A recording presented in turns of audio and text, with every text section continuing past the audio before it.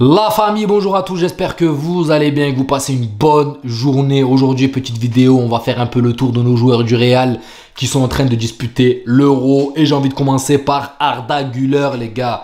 Ce gamin, il est en train de nous rendre fous. Moi qui regarde pas les matchs de la Turquie, je suis pas turc. Mais maintenant, je vais commencer à suivre la Turquie comme si j'étais turc, les gars. Alors que je suis marocain, français.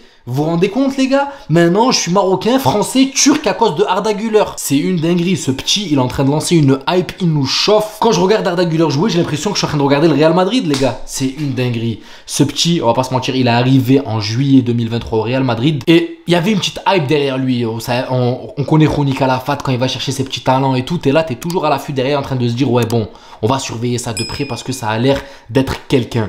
Quand on commence à regarder un petit peu les skills, Fenerbahçe et tout, on se dit, ah ouais, quand même, le petit, il a un petit toucher de patte.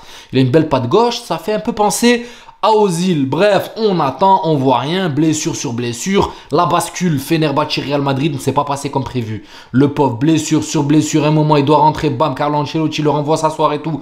Bref, tout va pour le mal. Mais Carletto, il avait un plan pour lui. Il avait un plan que lui avait déjà préparé depuis le début, alors que nous, on n'est pas dans la tête à Carlo. Et en fait, il a préparé le minot. Il l'a mis dans les meilleures conditions.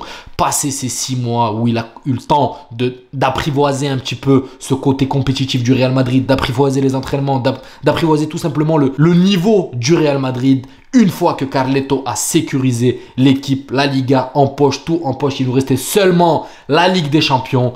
Il décide de balancer ce petit dans le bain. Oui, je sais, je vous refais un petit flashback, mais j'en arrive à maintenant, vous inquiétez pas. Et là, le petit Arda, il fait pas des matchs de fou furieux, les gars. Il fait des bons matchs parce qu'il est toujours là au bon moment, au bon endroit. Et d'ailleurs, sur le dernier rush, les gars, de la Liga, le gamin nous a mis 5 buts. Sur le dernier rush, il nous a mis 5 buts, les gars. D'accord? Ok, c'est pas des matchs exceptionnels. Ok, c'est pas des matchs où tu vois le mec balader 2, 3, 4 joueurs. Mais tu sens qu'il y a quelque chose. Et tu sens que le mec est en train de gagner, enfin le joueur, pardon, est en train de gagner en confiance petit à petit. Tu vois que son premier match est différent du deuxième. Tu sens que le troisième est différent du deuxième. Tu sens que, voilà, ça monte crescendo. Et là, les gars, franchement, là où j'ai envie de dire que Carlo Ancelotti, c'est un maestro. C'est un maestro. Nous, en tant que supporters, c'est sûr qu'on est frustrés parce que des fois, on ne comprend pas ses choix. Mais lui et son staff, ils font des trucs de fou. Ils sont capables de mettre dans les meilleures conditions un jeune. Et là, quand tu vois Arda Güler débarquer à l'Euro de cette manière, les gars, c'est une dinguerie. Le petit est limite en train de devenir un joueur très important de l'équipe de Turquie. D'ailleurs, une équipe de Turquie, les gars, qui franchement est en train de faire du sale, les gars. Ils ont des joueurs à ne pas négliger. Çalhanoğlu en 10 en tant que distributeur en train d'arroser le milieu de terrain. Et on a le petit Turkish qu'on attendait. Notre petit Arda Güler madrilène qui nous a hier éblouis, les gars. Arda Güler nous arme son pied gauche, nous arme une frappe, les gars, qui honnêtement, on va pas se mentir, il a une patte gauche de folie, les gars. Il a un pied gauche digne des plus grands. Honnêtement, les gars, je vais pas vous mentir, je trouve que sa patte gauche est exceptionnelle. Parce que là, on le voit sur cette frappe hier où il met une frappe chirurgicale. Mais quand vous regardez et vous analysez bien, les gars, cette frappe du gauche, c'est pas la première fois qu'il fait. C'est pas la première fois qu'il arme son pied gauche. Vous voyez, quand il prend son temps comme ça et qu'il décide d'armer et tu vois la trajectoire de la balle, tu te dis en fait c'est ça spécial qu'il est en train de créer. Non les gars, ce petit Arda Güler est monstrueux et je sais très bien, je le sens, il dégage quelque chose. On est derrière lui en tout cas. Moi son petit visage juvénile, tu vois, petit enfant qui est là, qui quand même, il s'impose, il montre qu'il a envie. J'aime ça, j'aime le voir. Et je serai derrière Arda Güler. Donc Arda Güler a très bien commencé son Euro. Maintenant on va basculer parce que je viens de regarder le match de l'Allemagne contre la Hongrie 2-0 avec un Toni Kroos qui est dans sa lignée, les gars, qui gère le tempo de cette Mannschaft. Même si je vais pas vous mentir, les gars, gérer le tempo de la Mannschaft en vrai, ça va, parce que quand t'as des Musiala, quand t'as des Wirtz, quand t'as des... c'est une dinguerie. Et là, en fait, j'ai envie de dire qu'il est dans son... Il nage dans le bonheur, Kroos, tout se déroule, tout bien. Même si ça a été compliqué, les gars, parce que cette équipe d'Hongrie, on va pas se mentir, hein, avec Willi Orban, avec Szoboszlai, avec des joueurs, je savais même pas qu'ils étaient hongrois, les gars. Mais là, quand je les ai vus jouer, je me suis dit, ah ouais, en fait, l'Euro, les équipes, elles sont monstrueuses. On est là en train de négliger, mais on voit des équipes de psychopathes. C'est une dinguerie. La Hongrie, je vous jure qu'elle a une équipe, les gars, à ne pas négliger. Attention, je vous jure les gars, attention. Et quand vous voyez la Belgique qui se fait taper par la Slovaquie, c'est pour ça que je vous dis attention les gars, il y a des petites équipes qui te sortent des matchs de fou. Et là, encore une fois de plus, même si la Hongrie a perdu 2-0 contre l'Allemagne, je vous jure que ce score ne reflète pas la physionomie du match, loin de là.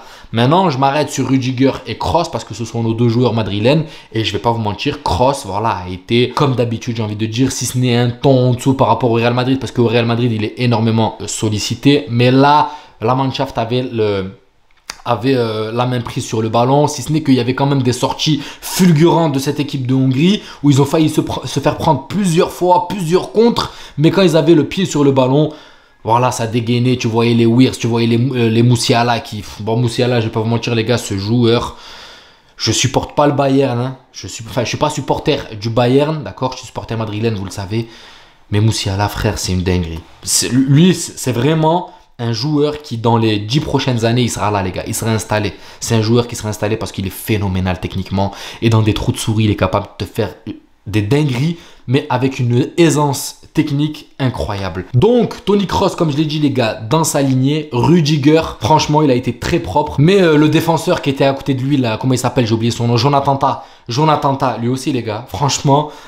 très bon défenseur central et ça m'étonne même pas que le Bayern est sur lui en fait. Quand tu vois le joueur que c'est les gars, vitesse, physique, jeu de tête, bref tout ce qu'un défenseur central doit avoir, mais puissance 5-6 les gars, il est monstrueux. Couplé à Rudiger, certes il y a eu quelques erreurs parce que ça a été pris sur des contres, parce que la Mannschaft joue vachement haut, mais c'est sérénité la défense centrale, c'est vraiment sécure. Joshua Kimmich à droite, très bon. En tout cas, bref, une très belle équipe d'Allemagne avec un Toni Kroos qui est dans son, dans son élément, dans son nuage. Un Rudiger qui a fait le taf. Une très belle équipe Mannschaft, même si ils ont failli se faire piéger. Heureusement que voilà, il y a 2 buts, un de Musiala et le deuxième, je sais même plus si... Ah bah c'est Gundogan. Gundogan qui met un très beau but sur une combinaison, tac, tac, tac, un jeu en triangle, frappe de Gundogan. Donc, une très belle Mannschaft. Maintenant, est-ce que Kroos peut grappiller des points pour monter le ballon d'or? Je vais pas vous mentir les gars, quand on voit le début de l'Angleterre, même si c'était timide 1-0, mais c'est qui a mis ce 1-0 les gars? C'est qui l'a mis les gars? C'est Bellingham. Donc là, Bellingham, il est en train de marquer des points pour le ballon d'or. Est-ce qu'il va le rafler à Vinicius? On attend que la Copa América démarre et on va voir. Mais en tout cas, Bellingham, les gars, il est encore une fois de plus parce que son match, je sais plus c'était contre qui là, le premier match là, où il met ce coup de casque, les gars, phénoménal. Ben, vous voyez son match, les gars, c'est une merveille. Une merveille, il est là, il oriente défensivement, il impose. Même si l'Angleterre a galéré, on va pas se mentir, juste un petit 1-0, c'était très compliqué. Mais il est encore une fois de plus là pour sauver cette équipe d'Angleterre. Donc voilà la famille, un petit tour d'horizon rapidement sur quelques joueurs du Real. Il y en aura d'autres où on suivra d'autres joueurs qui se démarqueront. Mais pour l'instant, c'est ces 3 là. J'espère que la vidéo vous plaira. N'hésitez pas à vous abonner, à liker, ça donnera beaucoup de force à la chaîne. Putain, ma fille, oh ma fille les gars. Avec ma fille, tous les 2 heures, je change de t-shirt. Enfin bref les gars, prenez soin de vous et je vous dis à la prochaine vidéo. Ciao la famille.